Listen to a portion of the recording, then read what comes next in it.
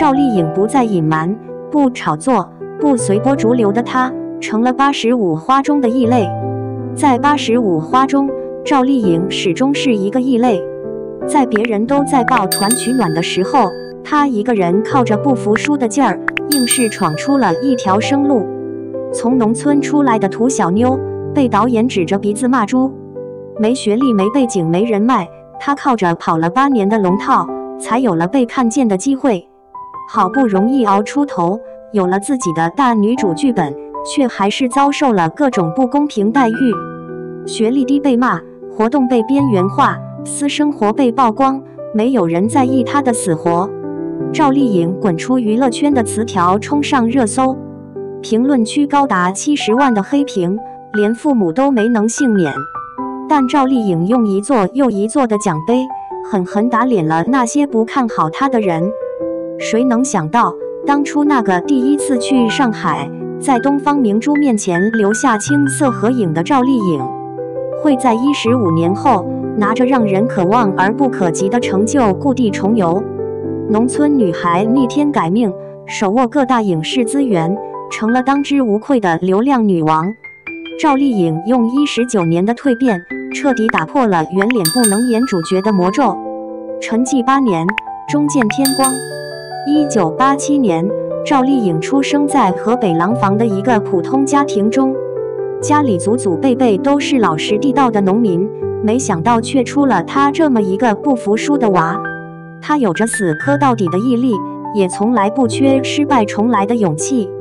正如她那句話，別讓我抓住機會，一旦有，我一定會拼命抓住。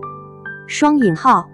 童年時期的趙麗穎大部分都是在老家的農田裡度過的，收麥子、掰苞米，樣樣不落。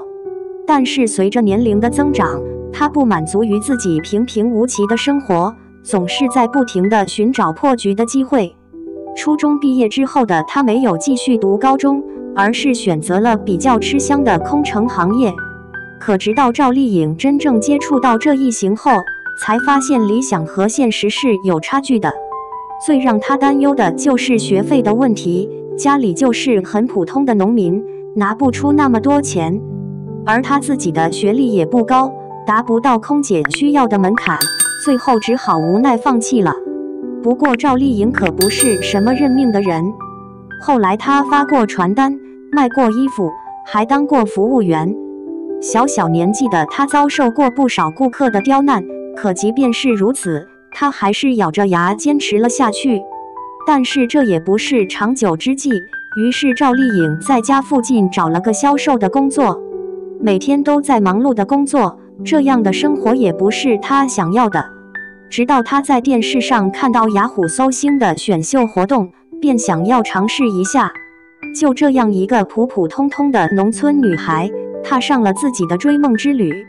趙麗穎那圓圓的臉蛋，笑起來也很可愛，吸引到了不少粉絲。沒想到這一路投票讓她直接進了前50名，還在馮小剛組拿下了冠軍。可是冠軍的光環並沒有讓她嘗到爆火的紅利，而是沉寂了將近8年的時間。懵懵懂懂的趙麗穎拍攝馮小剛導演的廣告片《貴族篇》，才有了簽約華誼兄弟的機會。她那俏皮可愛的形象被到導演看中，又出演了《金婚》，飾演了一個小角色。可那之後，趙麗穎仿佛就陷入了一個怪圈，找她拍戲的人不多了。她只好去各大劇組嘗試，演了一個又一個的小丫鬟，看不到出頭的機會。甚至她成了那個不起眼的存在，劇組的人都收工了，卻沒有人想起她還在深山獨自一人過了一夜。但是不信命的趙麗穎總是琢磨着怎麼能讓自己的演技變好，好等待一個時機的出現。而這一等就是8年，逆襲頂流，重重考驗。2011年新《還珠格格》播出即爆火，火的不只是那些主演，還有飾演晴兒的趙麗穎。有舊版的珠玉在前，趙麗穎生怕自己演不好這個角色，只能一遍又一遍地安慰自己。但是她在劇組一直都被在众人排除在外，不是被導演嫌棄撅嘴像豬嘴，就是在吃年夜飯的時候，沒有一個人想起他。表面堅強的趙麗穎，內心還是很脆弱的。還是同劇組飾演五阿哥的張睿，意識到了趙麗穎的窘境，熱心腸地喊她一起吃飯。這也是他在職場生活中遇到的為數不多的溫暖，兩人就此結下深厚友誼。哪怕是到多年之後再次提起這件事情的時候，他依然會感動到落淚。因為自己淋過雨，所以總想給別人撐傘。所以等到他後面真正掌握話語權的時候，他也會不遺餘力地提攜別人。據說《楚喬傳》中張睿的女友也有出演，而這個機會是趙麗穎牽線搭橋的。哪怕是在頒獎禮上這個結識人脈的好機會，趙麗穎也會細心地為後輩提供一個聊天的機會。在娛樂圈浮浮沉沉這麼多年，她依然保留一顆善良的心。但誰又能知道，她走到眾人看不到的高度，能被眾人認可，這條路走得有多艱難。2012年拍攝《宮鎖沉香》的時候，裡面有一個大尺度的戲份。按理說，為了出於安全考慮，導演都會要求清場，只留下幾個必要的工作人員。可是趙麗穎卻沒有這個待遇，對着那麼多人表演讓人臉紅心跳的片段。事後她不是沒有為自己爭取過，可詢問導演過後，得到的只有敷衍的答案。那時候的她暗自發誓，總有一天要讓那些看不起她的人被狠狠打臉。事實證明，趙麗穎做到了。《陸貞傳奇》是趙麗穎真正意義上爆火的一個大女主劇本，而她本人也和陸貞一樣，面對強權不卑不亢，也有對抗的能力和底氣。隨後趙麗穎又搖身一變，成了《錐魚傳奇》中為愛奮不顧身的紅伶。這一次她的嘟嘴賣萌，得到的是清一色的誇獎，她也終於等到了苦盡甘來的機會。人人都說像趙麗穎這樣的圓臉是沒有辦法演主角的，她沒有迎合大眾的審美，而是開創了傻白甜的時代。《杉杉來了》中的薛杉杉靠着各種可愛不做作的行為，贏得了觀眾的喜愛。多一分會顯得太假，少一分會顯得太裝，而趙麗穎剛好把握住了這個度，以至於後來出現千篇一律的傻白甜形象時，眾人不可避免地拿出來與薛杉杉比較。就在大家都以為趙麗穎會被傻白甜形象限制的時候，花千骨出現了。如果說前期的小骨是善解人意的小白花，那麼黑化之後的她足夠讓人心疼。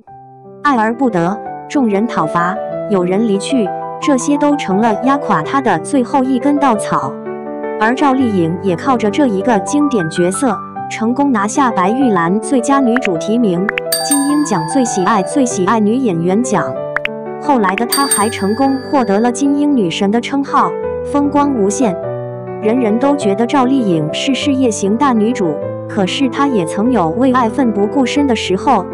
情場失意，事業重陽，拼命三娘這個稱呼用來形容趙麗穎再合適不過了。粉絲都為她的敬業精神而感動，也從來沒想到誰會成為和她並肩的那個人。可是在2018年的時候，趙麗穎突然官宣了和馮紹峰的喜訊。網友細扒之後發現，兩人在《知否》和《西遊記》女兒國中都有過對手戲。可馮紹峰不是顧廷燁，而趙麗穎則有着明蘭身上的韌勁。